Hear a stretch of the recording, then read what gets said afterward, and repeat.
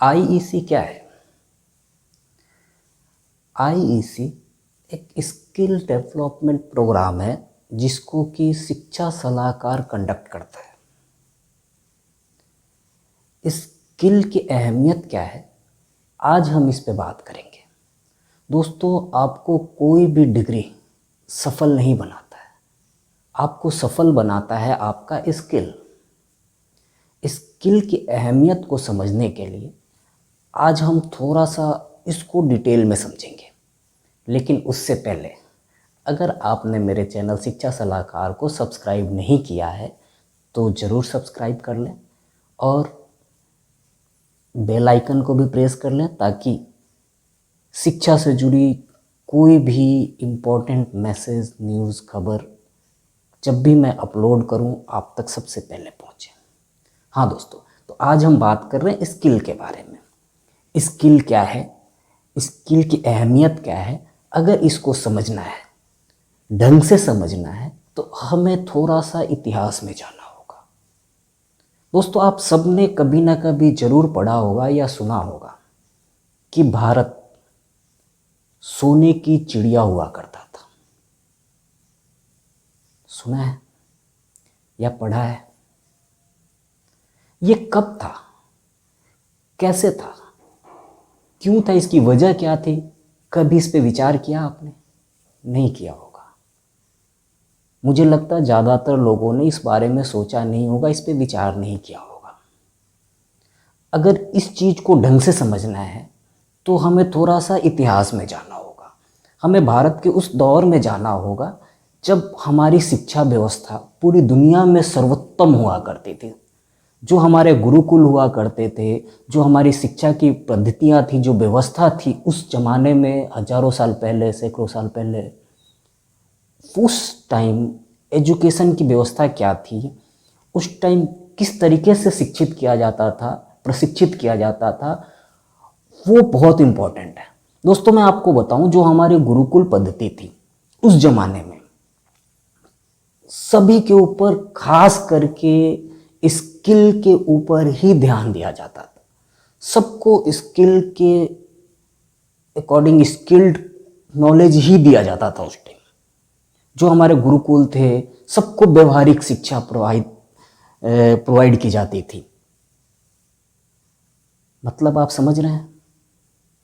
जो हमारी पुरानी प्राचीनतम जो शिक्षा व्यवस्था थी वो स्किल्ड बेस्ड हुआ करती थी।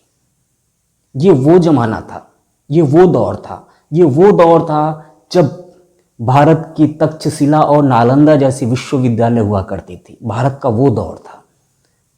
दुनिया में सबसे उत्तम, सबसे उन्नत, सबसे समृद्ध विश्वविद्यालय हुआ करता था जहाँ की दुनिया भर के लोग पढ़ने के लिए और शिक्षा लेने के लिए आया करते थे।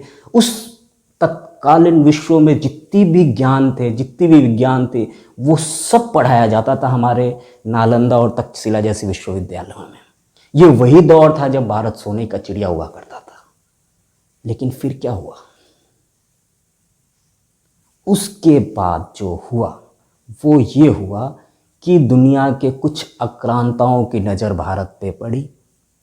उन्होंने आक्रमण करना शुरू किया, लूटना शुरू किया, भारत को तहस नहस करना शुरू किया। और सिर्फ यहाँ की धन संपदा को ही नहीं लूटा, आक्रांताओं ने यहाँ की बौद्धिक जो संस्थाएं थी, जो शिक्षण संस्थाएं थी, उनको भी तहस नहस किया, बुरी तरीके से तहस नहस किया।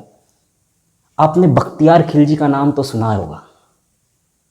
साल 1193 वो बख्तियार खिलजी हमारे नालंदा विश्वविद्यालय को पूरी तरीके से तहस नहस कर देता है, यहाँ तक कि आग लगा देता है। हमने पढ़ा और सुना है कि तकरीबन कई सप्ताह तक वहाँ की लाइब्रेरी धू धू कर जलती रही। तो आप सोच सकते हैं हमारे पूरे बौद्धिक संस्थाओं को, पूरी समृद्धता, जो समृद्धता की वजह हुआ करता था, उन सबको तहस नहस कर दिया गया। ये तो रही मुगलों की बात। इसके बाद नंबर आया अंग्रेजों का। रही सही कसर अंग्रेजों ने निकाल लिया। उन्होंने क्या किया? उन्होंने तो हमारी पूरी शिक्षा व्यवस्था को ही खत्म कर दिया। उस टाइम तक जो गुरुकुल बचे थे, जो व्यवस्थाएं चल रही थी कुछ थोड़ी बहुत, उनको पूरी तरीके से उन्होंने गैर कानूनी घोषित कर दिया। मैकाले का नाम तो सुना होगा आप सबने। उसने जो कोशिशें की, जो साजिशें की हमको मानसिक रूप से गुलाम बनाने की, उसमें वो 100% सफल भी रहा। हमारी जो शिक्षा व्यवस्था थी उसको पूरी तरीके से गैर कानूनी कर दी और उन्होंने अपनी शिक्षा व्यवस्था को हमारे ऊपर थोप दिया, जो कि हम आज तक पढ़ रहे हैं और उसका नतीजा भी हम भुगत रहे हैं। पूरे हिंदुस्तान को अनस्किल्ड कर दिया गया और नतीजा आपके सामने है। लेकिन दोस्तों, समय का चक्र फिर से बदल रहा है, या यूं कहें बदल गया है। अब हमें वापिस अपनी जड़ों की ओर लौटना होगा। वो समय आ गया है और इसके लिए हर किसी को अपनी क्षमता, अपनी योग्यता के अनुसार अपना योगदान देना होगा। चाहे वो शैक्षणिक संस्थाएं हैं, चाहे वो टीचर्स हैं, ट्रेनर्स हैं, सबको अपने अपने हिस्से की जिम्मेदारी निभानी होगी। हमें हर संभव कोशिश करना होगा कि हमारे यूथ, हमारे युवा ज़्यादा से ज़्यादा स्किल्ड हों, और इसमें हमें जो सहयोग करने वाला है वो हमारी नई राष्ट्रीय शिक्षा नीति है। यस दोस्तों, अब हमें वापस से इन चीज़ों में लौटना होगा, स्किल्ड के ऊपर जोर देना होगा, स्किल्ड को सीखना होगा। तभी एक बार फिर से मेरा भारत विश्व गुरु होगा और ये सोने की चिड़िया वापस चहचहाएगी।